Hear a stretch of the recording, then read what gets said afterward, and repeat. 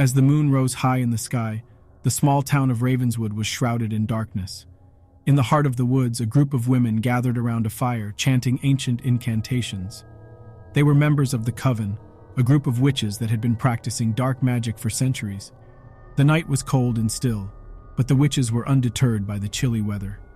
Their leader, a tall and imposing figure known only as the Crone, stood at the center of the circle. Her eyes were closed, and her voice echoed through the night as she called upon the spirits of the dead. The other witches joined in the chant, their voices growing louder and more powerful with each passing moment. As they called out to the spirits of the otherworld, a sense of unease began to settle over the woods. Animals stopped their nocturnal activities and scampered away into the darkness, sensing something wrong was happening in the woods. Suddenly, a loud crack echoed through the woods. The witches' eyes snapped open, and they turned to see a figure standing at the edge of the clearing. It was a man, his face twisted in anger. "You dare to practice your witchcraft on my land?" he bellowed. The crone raised a hand, and a blast of energy shot from her fingertips. The man staggered back, but he was not deterred. He drew a knife from his belt and charged towards the Coven. The witches scattered, but the man was relentless. He slashed and stabbed, his rage fueling him. The crone was the last to fall, her body lying still as the man stood over her, panting. But as he turned to leave, he felt a cold hand on his shoulder. He spun around to see the crone's eyes open, glowing with an otherworldly light. "You may have killed me," she whispered, "but the Coven will live on. We will rise again, stronger and more powerful than ever before." The man screamed as the other witches rose from the dead, their bodies twisted and deformed by their dark magic. They swarmed towards him, their eyes filled with hatred and malice. The Coven had been reborn, and they would stop at nothing to seek revenge on those who dared to oppose them. From that night on, the people of Ravenswood lived in fear of the witch's curse, knowing that the Coven would never truly die. As the years passed, rumors of the witch's curse spread far and wide. Many brave souls ventured into the woods, hoping to put an end to the Coven's dark magic once and for all. But none returned, their bodies never found. Eventually, the town of Ravenswood was abandoned, the people fleeing in terror from the witch's curse. The woods grew thick and wild, the Coven's lair hidden from prying eyes.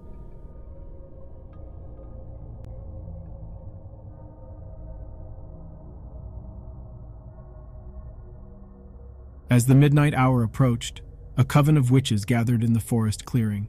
The air was still and silent, save for the soft rustle of leaves and the crackle of the fire in the center of the circle.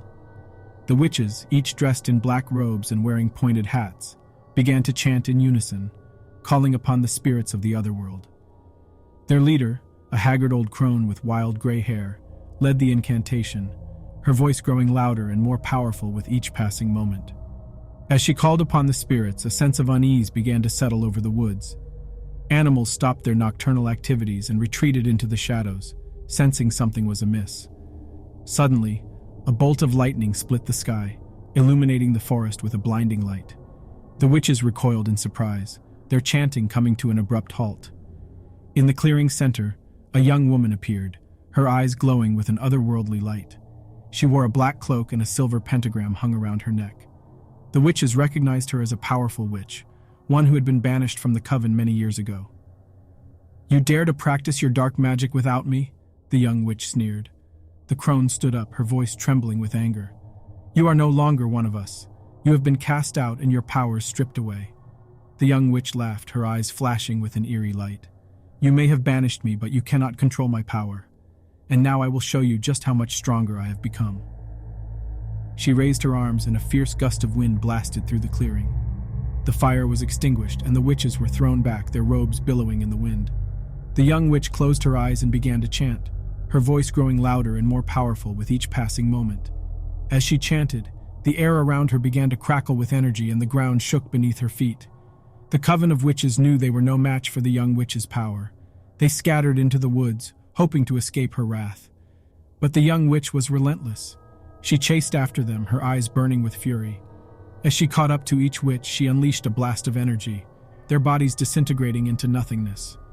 The young witch had become too powerful, too dangerous. The Coven knew they had to stop her no matter the cost. They gathered their remaining strength and returned to the clearing. The crone stood at the center, her hands raised towards the young witch.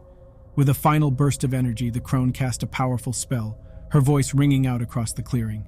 The young witch screamed in pain, her body twisting and contorting. In a blinding flash of light, the young witch was gone, leaving behind only a pile of ash. The Coven knew that they had paid a heavy price for their victory. They had lost many of their own, and their power had been greatly weakened, but they also knew that they had saved the world from a great evil. As they left the clearing and made their way back to their homes, the Coven knew that they would never forget the power of the dark magic that they had wielded that night. They knew that they would always carry the weight of their actions with them, and that the memories of that fateful night would haunt them forever.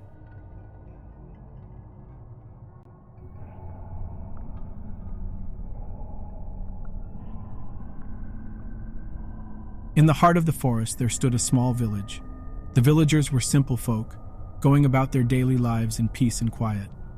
But hidden deep within the forest was a coven of witches, feared and reviled by the villagers for their dark magic and malevolent power.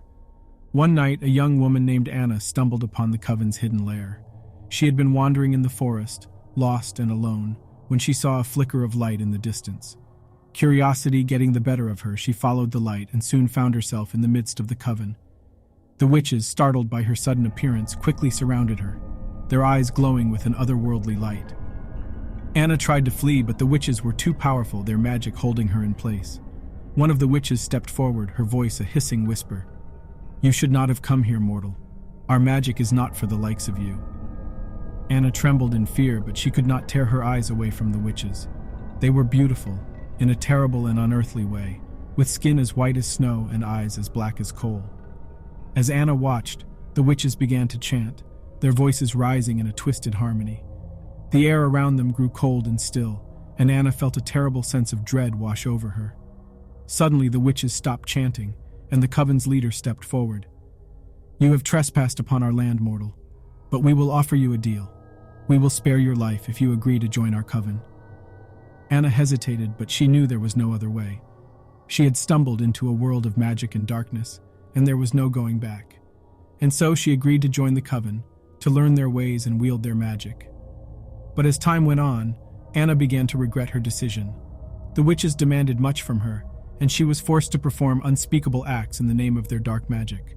She felt herself growing colder and more distant, her humanity slipping away with each passing day. And then, one fateful night, the villagers decided they could stand the witches no longer. Armed with pitchforks and torches, they stormed the coven's lair, intent on destroying the witches and their dark magic. The witches fought back, unleashing their power upon the villagers with a terrible fury. Anna watched in horror as the two sides clashed, unable to decide which she should stand with. In the end, it was a futile battle. The villagers were outnumbered and outmatched, and the witches were too powerful to defeat.